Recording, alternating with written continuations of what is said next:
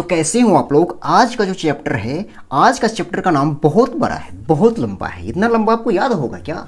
याद हो जाएगा, आराम से हो जाएगा। देखो क्या लिखा हुआ है, trigonometric ratio of some particular angles. यानी कि आपको सम पार्टिकुलर एंगल का क्या करना है, ट्रिगोनोमेट्रिक रेशियो आपको याद रखना है, यानी कि उसका वैल्यू आपको ध्यान रखना है और उसी का आपको क्या करना है, वो एग्जाम में या क्वेश्चंस में आपको यूज करना है। ठीक है, तो चलिए ये बहुत आसान है, हम आपको बहुत आसानी तरीके से आपको ये याद करवा देंगे। ठीक है, अच्छा एक बात बताइए, ये जो चैप्टर है, ये चैप्टर नंबर कितना है? चैप्टर नंबर आपका 11 है। कितना नंबर चैप्टर है? 11 नंबर। ओके चलो, इसमें आपको सिर्फ एक लाइन याद रखना है। क्या कितना याद रखना है? सिर्फ एक लाइन। कैसे याद रखना है और किस तरीके से याद रखना है वो हम अभी आपको बताने वाले हैं। ठीक है, जरा ध्यान से देखो। तो जैसे हम यहाँ पे आपको लिख रहे हैं, क्या लिख रहे हैं, देखना यहाँ पे। जैसे हम यहाँ पे एंगल थीटा लिखे, क्या लिखे? एंगल थीटा लिखे। ठीक है, उसके नीचे क्या लिखे? साइन। क्या लिखे? साइन। उसके नीचे क्या लिखे? कॉस। क्या लिखे? कॉस। और उसके नीचे टेन। क्या लिखे? टेन। इतना तो आपको सिर्फ याद हो गया और ये आपको याद रखना नहीं है। ठीक है, अब देखो इस जो एंगल थीटा लिखे हैं, इसके सामने क्या लिख रहे हैं? 0 डिग्री। क्या लिख रहे हैं? 0 डिग्री। उसके बाद लिख रहे हैं 30, उसके बाद 45, उसके बाद 60 और उसके बाद 90 डिग्री। ओके, ये सब आपको याद नहीं रखना है।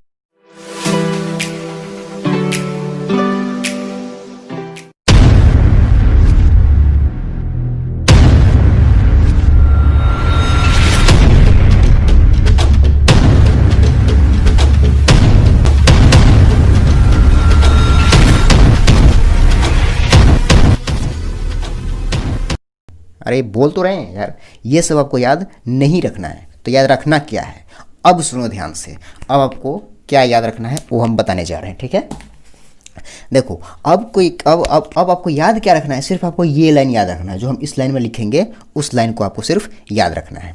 तो कैसे याद रखना है, देखो साइन पूछेगा 0 डिग्री का वैल्यू, तो आपको 0। कितना? 0। यानी कि अगर साइन 0 डिग्री का वैल्यू पूछेगा तो कितना बोलिएगा? 0। अगर 30 डिग्री का वैल्यू पूछेगा तो 1/2। कितना? 1/2। ओके, अगर साइन 45 डिग्री का वैल्यू पूछेगा तो 1/√2। कितना? 1/√2। ओके, अगर 60 डिग्री का वैल्यू पूछेगा तो √3/2। और साइन 90 डिग्री का वैल्यू अगर पूछेगा तो 1। सिर्फ आपको ये लाइन याद रखना है, यानी कि साइन वाला लाइन खाली आपको याद रखना है। अगर आपको ये लाइन याद हो गया तो समझिए हम इसका भी आपको याद करवा देंगे, इसका भी याद करवा देंगे, और इसके नीचे 3 और आता है उसको भी हम अभी आपको याद करवा देंगे। लेकिन सिर्फ आपको ये लाइन याद होना चाहिए। अब जरा बताइए, तो ध्यान से इसको एक बार देखिए, तो याद आपको हुआ या नहीं हुआ? साइन 0 का 0 यानी कि 0, 1/2, 1/√2, √3/2 एंड 1। आपको याद हो गया होगा, 100% याद हो गया होगा। ठीक है, अगर नहीं होगा तो इसको एक बार लिख लीजिएगा। ठीक है, अब देखिए, अगर आपको कॉस के बारे में पूछेगा कि भाई जब साइन का याद कर लिए तो कॉस का कैसे होगा, ठीक, तो जरा ध्यान से देखो। ये जो हम ऐसे लिखे हैं ना, अगर आपको ऐसे जो याद है तो ऐसे जो है तो इसको क्या करना है, सीधे आपको इसको ऐसे पलट देना है। समझ में आया?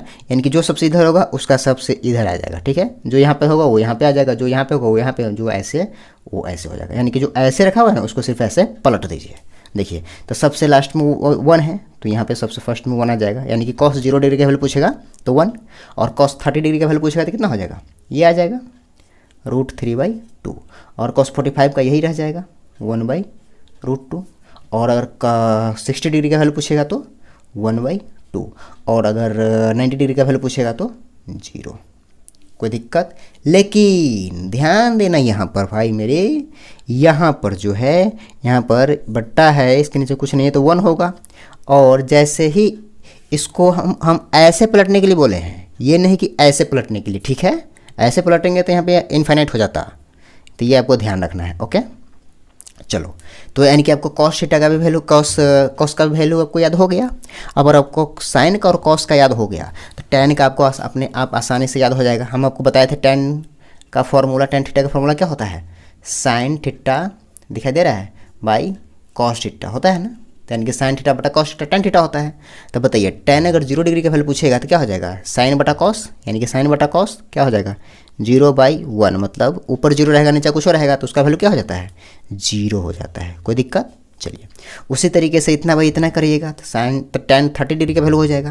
तो देखिए 2 से 2 कट जाएगा तो क्या हो जाएगा? टेन 30 डिग्री का वैल्यू 1/√3। ओके चलिए, उसके बाद ये इतना बाई इतना होगा तो ये कट जाएगा, पूरा 1 हो जाएगा। और इसको भी नीचे में √2, सॉरी नीचे में 2 है और यहाँ भी 2 है, कट जाएगा तो क्या बच जाएगा, सिर्फ √3 बच जाएगा। और देखिए 1/0, तो देखिए 1/0 नीचे में 0 आ गया, मतलब क्या हो जाएगा, इनफाइनाइट हो जाएगा। समझ में आया? अगर 0 किसी भी डिजिट के अगर नीचे में 0 आ जाता है तो उसका वैल्यू क्या हो जाता है, इनफाइनाइट हो जाता है। यानी कि आपको इसको एक बार में ऐसे ही याद रखना है कि साइन अगर tan 90 डिग्री का वैल्यू पूछेगा तो कितना बोलिएगा, इनफाइनाइट। कितना, इनफाइनाइट। कोई दिक्कत? तो आपको यहाँ तक याद हो गया होगा, और यहाँ तक याद हो गया तो इसको अच्छे से नोट कीजिए। अब हम ये जो साइन cos tan बताए हैं, अब क्या बताना है, इसका उल्टा बताना है, इसका उल्टा बताना है और इसका भी उल्टा बताना है। ठीक है, हम मिटाएंगे। ठीक है, तो जल्दी से इसको नोट कर लीजिए। चलिए, आपका अब नोट हो गया होगा, नोट हो गया होगा तो देखिए हम इसी में आपको बता देते हैं। ठीक ना, देखिए अगर हम इसको, अगर हम साइन का उल्टा कितना होता है, कॉसेक होता है ना। यहाँ पे हम क्या लिख रहे हैं, कॉसेक।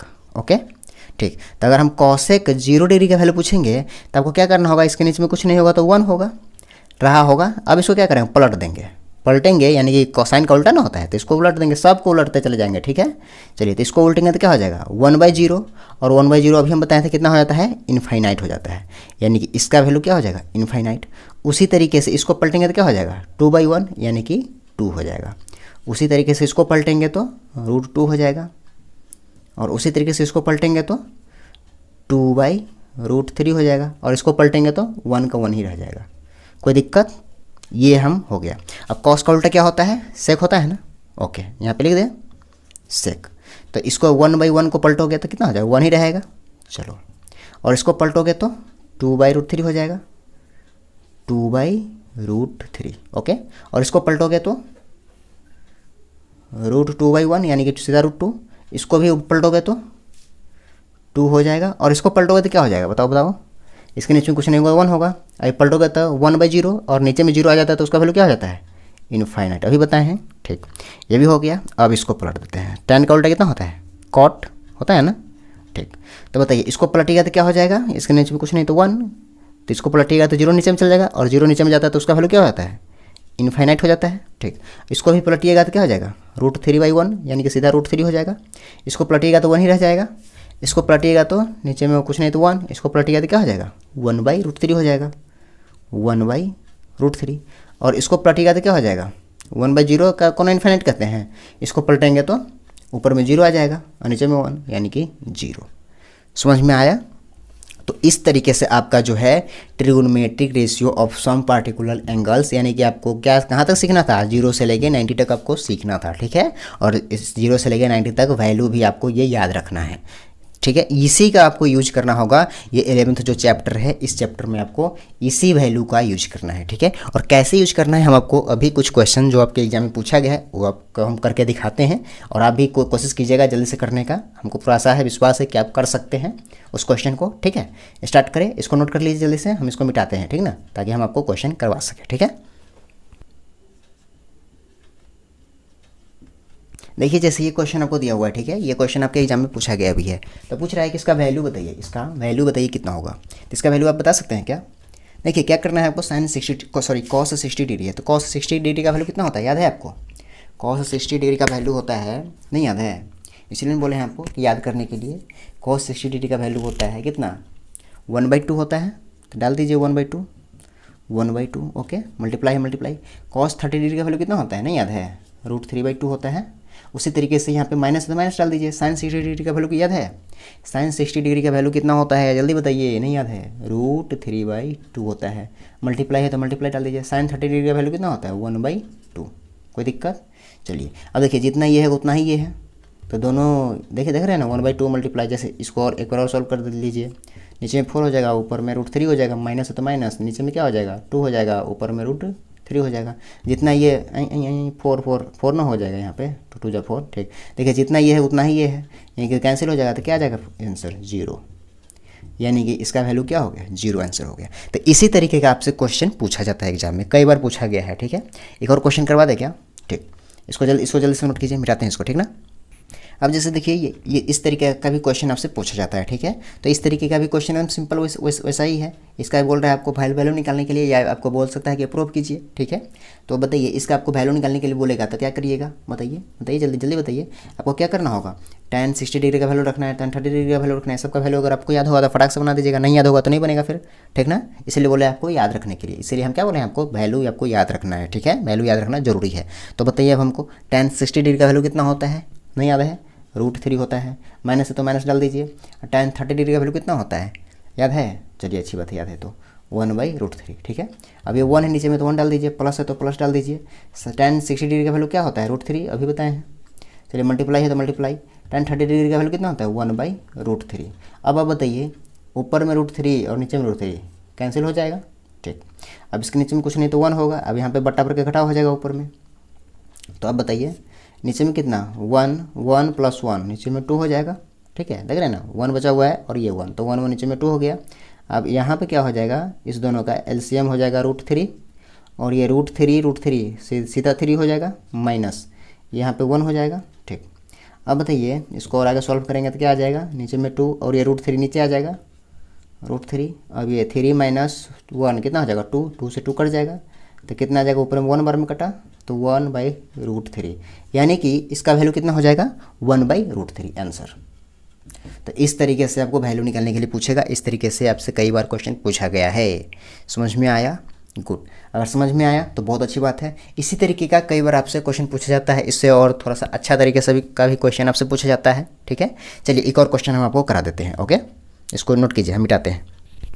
अब देखिए इस तरीके का आपको क्वेश्चन देगा, ठीक है। तो इस तरीके का जब क्वेश्चन देगा आपको, तो इस तरीके का क्वेश्चन करना कैसे है, इस तरीके के क्वेश्चन को आपको करने के लिए पहले इसको एक बार अच्छा से पढ़ना होगा, ठीक है। और अगर आप इसको एक बार अच्छा से पढ़ते हैं तो आपको ये समझ में आ जाएगा कैसे इसको बनाना है। अगर समझ में नहीं आता है तो हम इसको बताते हैं, ठीक ना। जैसे देखिए इस क्वेश्चन को आपको करना क्या होगा, पहले पढ़िए, इफ़ इतना इक्वल टू इतना एंड इतना इक्वल टू इतना, यानी कि आपको ये दिया हुआ है और ये दिया हुआ है, ठीक है।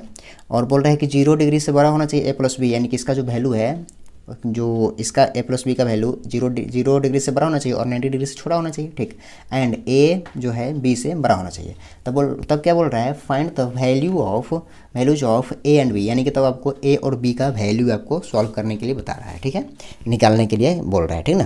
तो देखिए जब इस तरीके का क्वेश्चन पूछेगा तो क्या करना है आपको, जो आपको दिया रहेगा वहाँ पे इस तरीके सोल्यूशन लिखिएगा, लिख दीजिएगा गिवन डेट जो दिया रहेगा वो आपको डाल देना है, ठीक है। तो देखिए क्या दिया हुआ है आपको, tan a + b equal to क्या दिया हुआ है, √3 दिया हुआ है।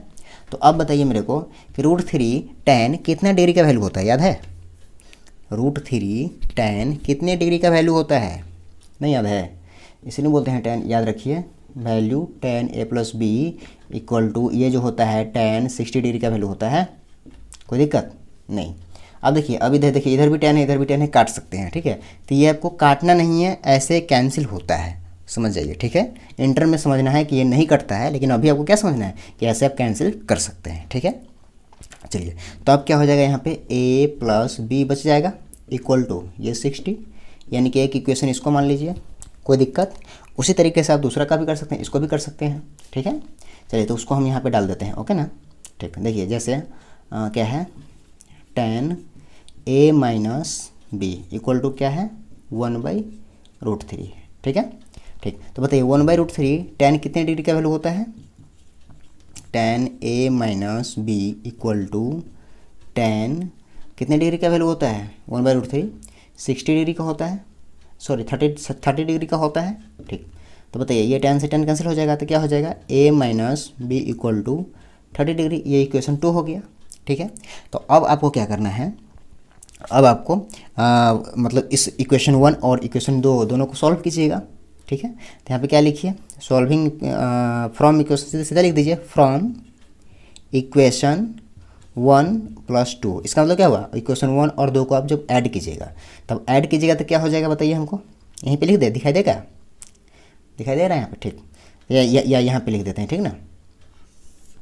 देखिए तो अब जब 1 कौन है, ये है, देखिए यहाँ पे a + b इक्वल टू 60 दिया हुआ है और b में क्या है a - b equal to 30, okay, ये सब डिग्री में है। चलिए तो देखिए ये कैंसिल हो जाएगा, यहाँ से 2a इक्वल टू कितना आएगा 90 आएगा। तो यहाँ से ये 2 बार में कट जाएगा, कितना 45 हो जाएगा, यानी कि ए का वैल्यू कितना आएगा 45 डिग्री। ए का वैल्यू आपको निकल गया। तो अब इसी ए का वैल्यू आपको क्या पुट करना है, कोई इक्वेशन 1 में या इक्वेशन 2 में पुट कर दीजिए। चलिए इसी का वैल्यू लिख दीजिए यहाँ पे, putting the value of a equal to कितना 45 डिग्री इन इक्वेशन किसमें पुट करें 1 में। चलिए इन इक्वेशन 1, चलिए तो 1 में पुट कीजिए। ए का वैल्यू कितना 45, तो 45 प्लस बी है तो बी डाल दीजिए इक्वल टू 60 डिग्री। तो यहाँ से बी का वैल्यू क्या हो जाएगा, इसको इधर भेज दीजिए, तो बी इक्वल टू 60 माइनस 45, तो क्या हो जाएगा बताइए, बी इक्वल टू क्या हो जाएगा 15। यानी कि आपको ए इक्वल टू 45 था आया है और बी इक्वल टू कितना 15 आया है। तो यानी कि आपको क्या पूछ रहा था, क्या कह रहा था आपको ये नहीं बोल रहा था find the values of a and b. तो देखिए ए का वैल्यू आपको आ गया और बी का वैल्यू आपको आ गया। तो इस तरीके का भी क्वेश्चन आपसे पूछेगा और ये क्वेश्चन आपको पूछा गया था बोर्ड में और आपके ये एनसीईआरटी किताब में है भी, बुक में है भी, ठीक है। तो इस तरीके का क्वेश्चन आपसे पूछा जाएगा एग्जाम में और बुक में भी है। अगर आपको यहाँ तक अच्छा से कंप्लीट हो गया और आपको जो हम फॉर्मूला बताए हैं, जो वैल्यू बताए हैं, अगर ये सब याद है तो आप क्या कीजिए, अब जो 11 नंबर चैप्टर है मैथ में, उस चैप्टर को क्या कीजिए बनाना स्टार्ट कीजिए और आपको समझिए ना 90% क्वेश्चन आपसे 100% बन जाएगा, वो भी सही से बन जाएगा, ठीक है। और जो नहीं बनेगा आप कमेंट कीजिएगा, हम उसका आंसर आपको बता देंगे, मतलब हम उसको सॉल्व करके उसको बना करके वीडियो बना के डाल देंगे, ठीक है। चलिए तो यहाँ तक कोई दिक्कत हुआ है आपको, कोई दिक्कत नहीं, आप हमारे चैनल को सब्सक्राइब कर लीजिए और हो सकता है तो वीडियो को लाइक भी कर दीजिए। आपसे मिलते हैं नेक्स्ट वीडियो में। थैंक यू वेरी मच मेरे भाई, मेरे जान, मेरे प्राण।